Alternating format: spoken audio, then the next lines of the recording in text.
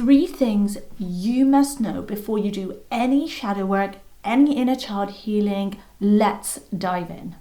So the first one is that it is a non-linear process. Healing, shadow work, integrating, being your best self is a non-linear process. And what do I mean by non-linear? So linear means going in a straight line, going from A to B. As we know how time is, it moves in a certain direction, moving forward, and this constant progression.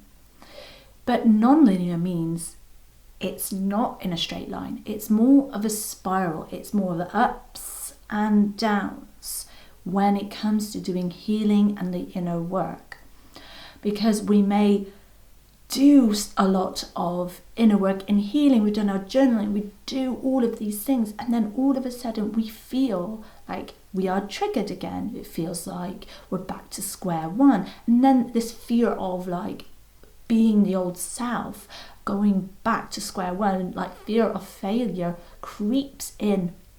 But healing is non-linear because we are transmuting lifetimes, generations of trauma, of behavior patterns, like so much crap in ourselves, in our nervous systems that is not just ours, it's other people's too, all the energy. And so we are doing this from a mind, body and soul or spirit perspective. So it's going to take time. It's not, you're not going to be healed overnight. You're not going to go to one Reiki session and be healed. You're not going to go to one breathwork session and be healed. You're not going to go to one ayahuasca ceremony and be healed. I'm sorry, it's non-linear, because if we get in our head that there's this constant progression when there is no progression, we get stuck in shame, we get stuck in guilt.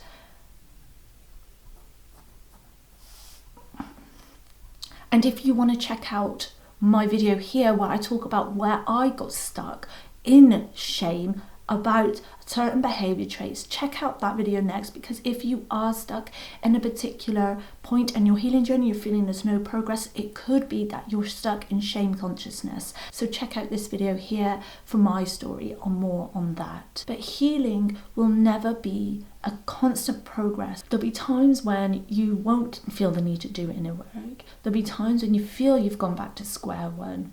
And so evolution and progress is a spiral. We spiral upwards and evolve, and then all along that journey we become aware of something else, and so we have to transmute that. We have to heal that and become aware of other things, and then life experiences, life lessons get bombarded again with us, so then we feel we're shrinking and feel like we are shrinking again. But this is just a part of the journey where we have to have that contracted moment.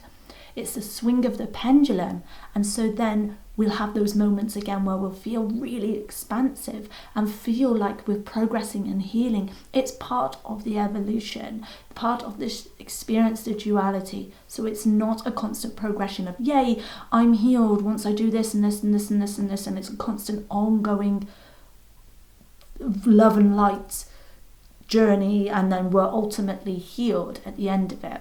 So the second thing you need to know before you do any shadow work is that shadow work or inner child healing, they're not quite the same, and there is a little difference. So inner child healing, what this is doing is taking us to the past, and the inner child wounds can keep us stuck in the past. It's all of those wounds and that we are carrying into the present moment because we haven't dealt with them in the past. So it's going to the past constantly, and it can keep us stuck in the past, playing out those same scenarios, those wounds, and operating from our past pain through that lens of the trauma, through our inner child wounds, and it will keep us stuck in there. And so what shadow work does is helps us to transcend those parts of ourselves in the present moment, rather than constantly visualizing to the past of the inner child. And inner child healing is vital, but not all of the inner child is the shadow. This is what so many people get wrong or make the mistake of, is thinking your inner child is your shadow. There's so many different things that go in your shadow, and I think it's because of this idea that the shadow tends to get formed in childhood, but it's not your inner child. Your inner child is divine as well. There's the magical inner child as well. That is part of your inner child, and that's not just in the shadow. Parts of your wounded inner child could be in the shadow. So that is something you need to be aware of, is when we're getting stuck in these different ideas, these different concepts of what the shadow is, what it's not, when in fact your shadow is actually very particular for you. There's such a nuance to shadow work. So following the ideas of other people of what shadow work is, or what your shadow is ignorant, because your own shadow is unique to you. So the third and final thing you must know before doing shadow work is meant to be uncomfortable. You need to know this and be aware of this. Shadow work will get uncomfortable. It has to get uncomfortable so you can begin to become comfortable with your uncomfortable feelings, behavior traits. You have to become comfortable with it so you can integrate it.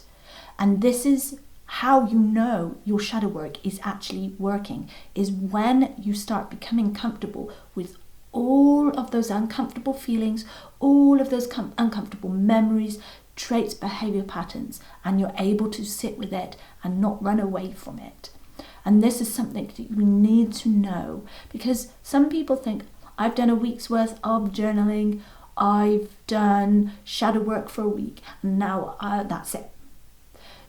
And the question I always ask, was it uncomfortable? Did it make you not want to do it? Did it make you want to run for the hills, not look at it again? Because that's how you'll know you're doing deep shadow work. Because in our shadow is all those uncomfortable things that we don't want to look at. So that's why it needs to be uncomfortable. And it's okay if you do shadow work for a bit and you go, that was a bit much for me. You go do something else, and then you come back. And the more you do it, the more it becomes easier and comfortable for you to face these things. Because I've done that. I started off just doing the light, easy shadow work with journaling, just like behavior patterns and that. And then I started to go deep. Stuff that is not deemed probably very acceptable, that is in my psyche, that's pushed away. All of this internal family system that I have going on in my mind and the inner child. And so that can only be achieved when we start really being able to be in uncomfortable feelings. So those are 3 things that you must know before you do any shadow work. And if any of these are resonating with you, give this video a thumbs up or comment below which one was your favorite. But with that being said, if you want to continue this journey of videos with shadow work, check out this playlist